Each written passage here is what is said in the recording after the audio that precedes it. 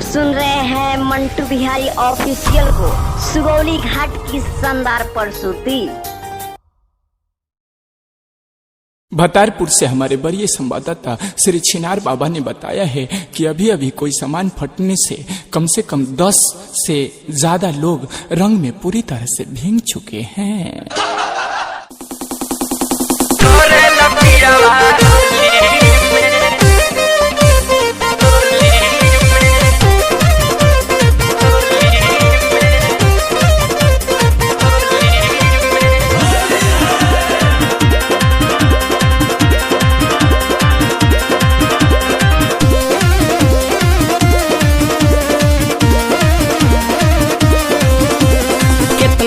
कही जी हम अपन बतिया, सुते न बेला जागी सारी रतिया।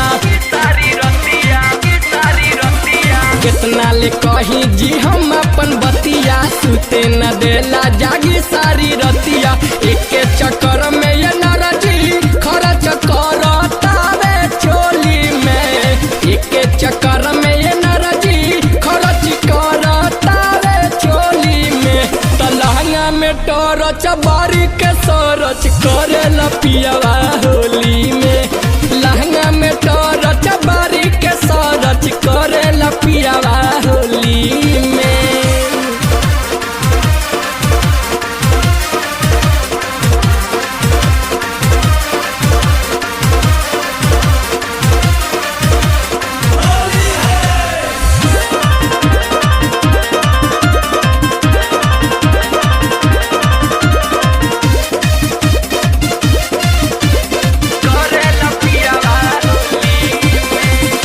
राजा जी पाजावा में धई के पोल्हावे ले, पानी पानी होला मनवा ऐसन बतियावे ले, ऐसन बतियावे ले।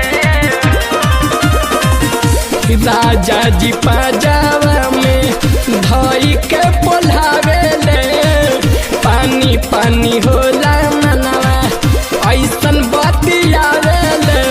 24 घंटा रहेल पियावा मस्ती में भंगिया के गोली में, 24 घंटा रहेल पियावा मस्ती में भंगिया के गोली में।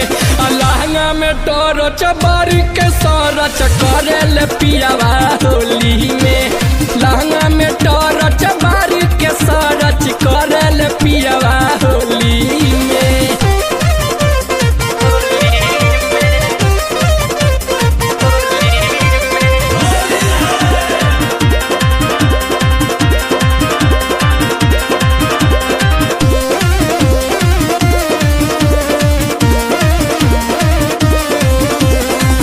लाहे लाहे हमारो पर चढ़ जाल नासा, पिया जी प्रीतिया में बन जाल लसा, बन जाल लसा।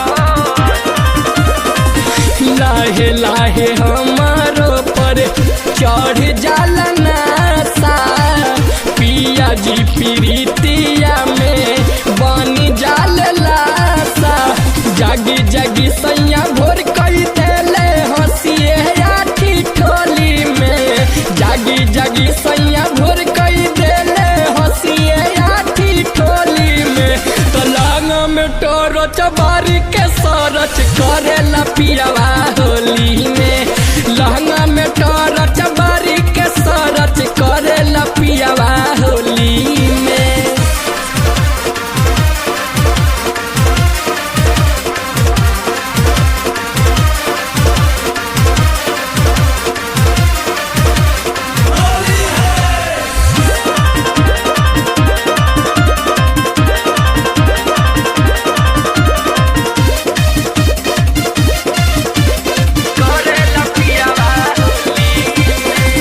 राजा जी सुबासियास दिल के पुरावे ले, सोनी सजन आदित्य राजा जी फाकड़ा पढ़ावे ले, फाकड़ा पढ़ावे ले।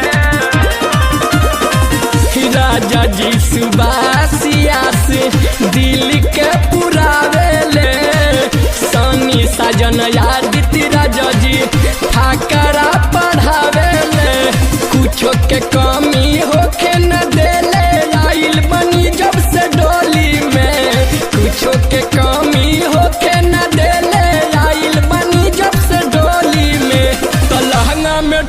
टरच बारी के सरच करेला पियावा होली में।